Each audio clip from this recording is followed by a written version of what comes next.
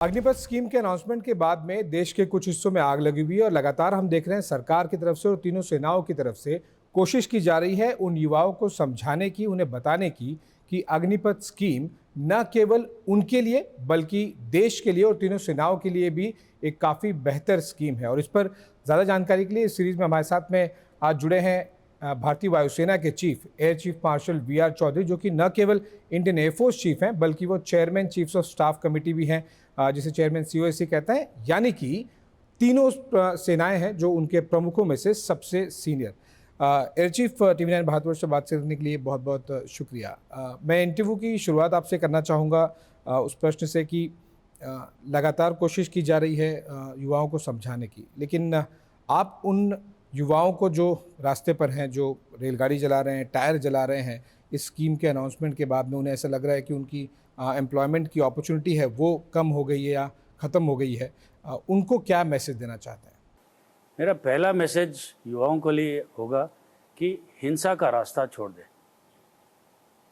अगर उनके मन में कोई डाउट है, उनके मन में कोई शंका है कि इस स्कीम के तहत उनका भविष्य क्या रहेगा, तो मेरा उनसे ये कहना है कि आप नज़दीक वाले air force station, military station, navy station में जाएं, वहाँ से अधिक जानकारी प्राप्त करें और जो हमने प्रेस रिलीज़ के द्वारा हमने इस स्कीम के बारे में जो फ़ायदे बताए गए हैं उसको गौर से पढ़ें और गौर से समझें।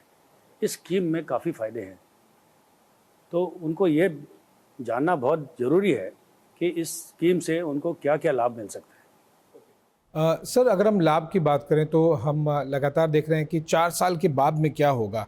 उनके मन में भी यही आक्रोश है कि परमानेंट जॉब नहीं होगी, 4 साल के बाद हम क्या करेंगे। वो अनिश्चितता, अनसर्टिनिटी वाली जो चीज़ है उन युवाओं में, उसको लेकर अगर आप उन्हें कुछ बता सकें। आपने प्रेस कॉन्फ्रेंस की थी और काफ़ी कुछ सरकार की तरफ से प्रेस रिलीजेज़ में, मीडिया में और बाकी माध्यमों के ज़रिए भी उन्होंने कोशिश की है सोशल मीडिया के ज़रिए पहुँचाने की, लेकिन क्या खास बातें हैं जो आपको लग रहा है जो उनकी अनिश्चितताओं को 4 साल बाद वाली वो दूर कर सके?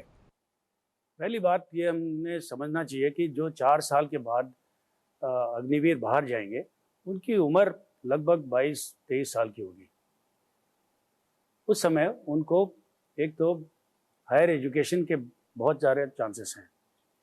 नेशनल एजुकेशन पॉलिसी के तहत से उनको इस 4 साल की सेवा में क्रेडिट पॉइंट्स मिलेंगे और सेवानिधि पैकेज है जो कि लगभग 12 लाख के आसपास है।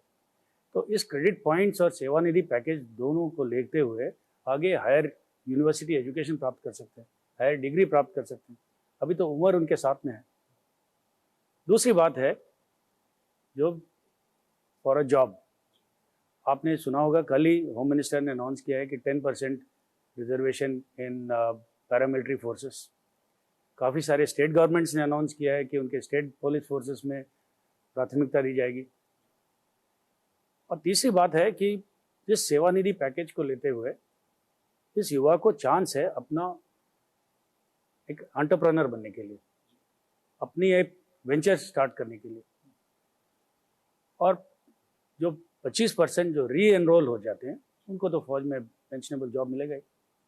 वो तो मेन स्ट्रीम मिलिट्री में कंटिन्यू करेंगे जी। सो एक ओवरऑल काफ़ी अच्छा पैकेज है, चाहे आप एजुकेशन, ट्रेनिंग या फिर फाइनेंसिस पॉइंट ऑफ व्यू देखें। इससे पहले सर कि मैं वो जो एक लगातार डिबेट चल रही है कि किस तरह से लगातार हम ये देखें कि एक जो युवा मिलिट्री होनी चाहिए उसके मुकाबले अगर हम रिक्रूटमेंट एज एन अपॉर्चुनिटी हम मिलिट्री को देखते हैं कि क्योंकि सबसे बड़े एम्प्लॉयर्स में से भी है एक मिलिट्री, उसमें कोई शक नहीं है, एटलीस्ट भारत में। सो ये एक डिबेट लगातार चलती रही है कि मिलिट्री को एम्प्लॉयमेंट, रिक्रूटमेंट सोर्स के तौर पे देखें युवा, देश, समाज, और साथ ही आपको बेस्ट सेना भी चाहिए, युवा होनी चाहिए, टेक्नोलॉजी ड्रिवन होनी चाहिए।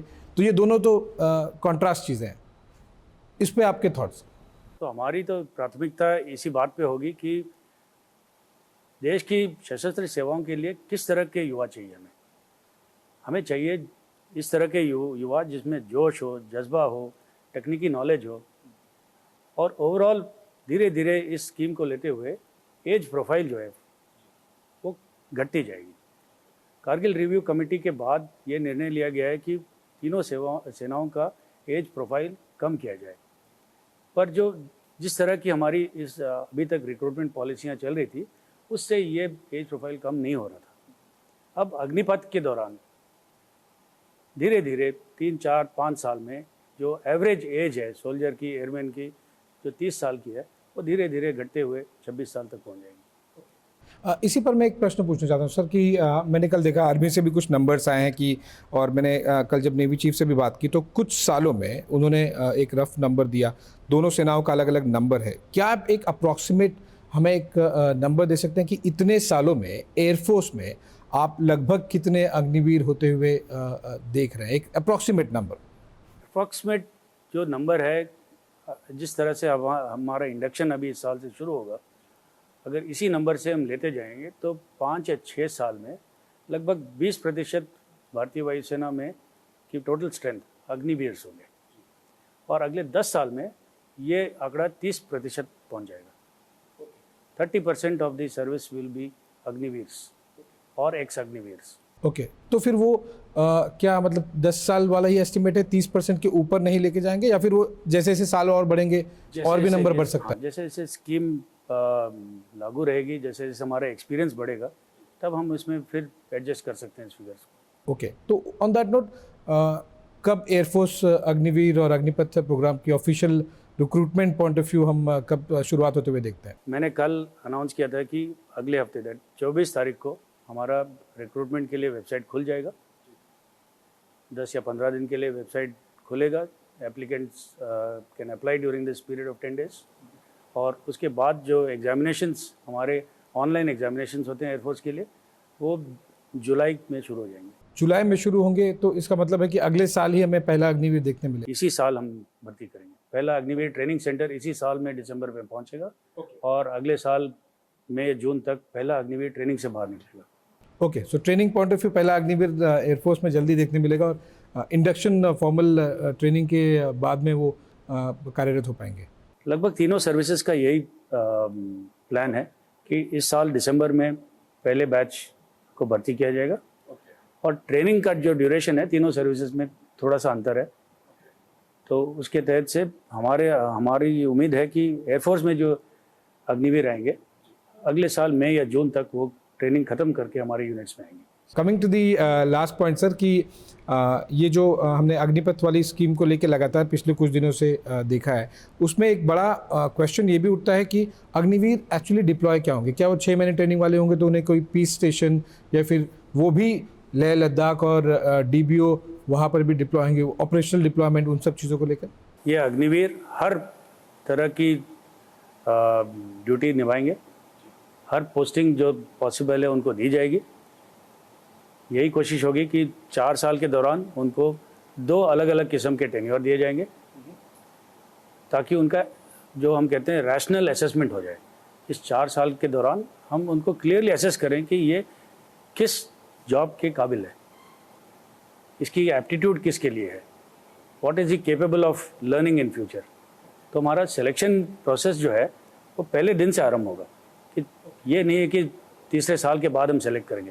पहले दिन से हम उसको ऑब्जर्व करेंगे, हम नोट करेंगे कि इसकी क्या स्पेशलिटी है, ये एप्टीट्यूड क्या है, और उसके बेसिस पे हम उसका सिलेक्शन। और वो अग्निवीर से जब वो लगभग 25% आप एब्जॉर्ब करेंगे, री एनरोल करेंगे। ओके, तो उसके बाद में जब आपने अलग अलग पैकेजेस और एजुकेशन और CAPF वाली जो चीज़ें बताई, ऐसा देख के लगता है सर कि गवर्नमेंट और तीनों सेनाएं काफ़ी फ्लेक्सिबल है मॉडिफिकेशंस और फीडबैक को लेकर। थोड़े दिन कल परसों ही हमने देखा था कि 22 में 23 इयर्स एज कर दी गई, 2 साल का रिलैक्सेशन। अभी हमने देखा वो CAPF वाला अनाउंसमेंट भी आ गया। डज दिस मीन कि जब ज़रूरत पड़ेगी, डिपेंडिंग ऑन विद इन आपके सर्विसेज से, यूनिट से भी फीडबैक आएंगे या फिर बाहर से लोगों से आएंगे, ये स्कीम फ्लेक्सिबल है लोगों के ओपिनियंस को, विशेष तौर पर युवाओं को अकोमोडेट करने के लिए?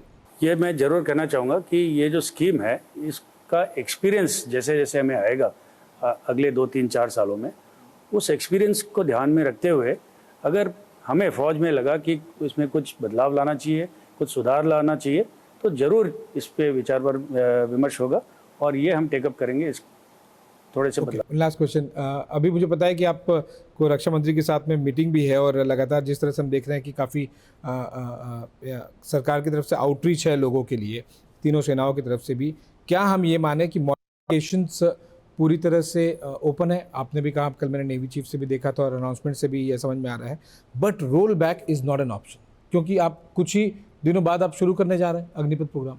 ये स्कीम अभी लॉन्च हो चुकी है। इस we will now wait for the response. इसका इंडक्शन शुरू हो जाएगा और जैसे आपने कहा मॉडिफिकेशंस, वो अभी तुरंत नहीं होंगे। कुछ कुछ मॉडिफिकेशन जिसकी ज़रूरत पड़ेगी बाद में, उसके ऊपर हम डिबेट करेंगे और we will take up for modifying the scheme at a much later date. और जो आपने कहा ये age limit, upper age limit 23 साल बढ़ाई गई, ये हमें ध्यान में आया है कि पिछले 2 साल से कोरोना के कारण रिक्रूटमेंट रुक गया था, तो काफ़ी लोगों को ये अपॉर्चुनिटी मिस हो गई थी। तो उनको अपॉर्चुनिटी देने के लिए वन टाइम वेवर दिया गया है, तो अपर एज लिमिट 23 साल किया गया। चलिए, on that note air chief, आपने समय निकाला, हमसे बातचीत की। अगर आपको कुछ और मैसेज या फिर कुछ पॉइंट कन्वे करना है तो बताइएगा, अगर कुछ मुझसे पूछने में छूट गया हो तो। मैं आखिरी में यही कहना चाहूँगा कि ये पाथ ब्रेकिंग स्कीम है और इसका पूरा सपोर्ट चाहिए, not only from the youth but from all sections of society. This is a path-breaking scheme which will change the way the human resources of the armed forces will be in future. Certainly, and we look forward to that, sir. और अगले आने वाले कुछ सालों में जैसे आपने बताया कि अगर 30% तक अग्निवीर हो जाएंगे तो हमारी सेनाएं बहुत ज़्यादा टेक ओरिएंटेड और बहुत ज़्यादा युवा भी होगी। On that note, thank you so much air chief, आपने हमसे बातचीत की और ऐसे क्रूशियल समय में जब बहुत ज़्यादा आक्रोश है कुछ सेक्शन में युवाओं के, आपने उन तक अपनी बातें और जो सेनाओं की तरफ से पॉइंट्स है वो कन्वे किया। Thank you sir.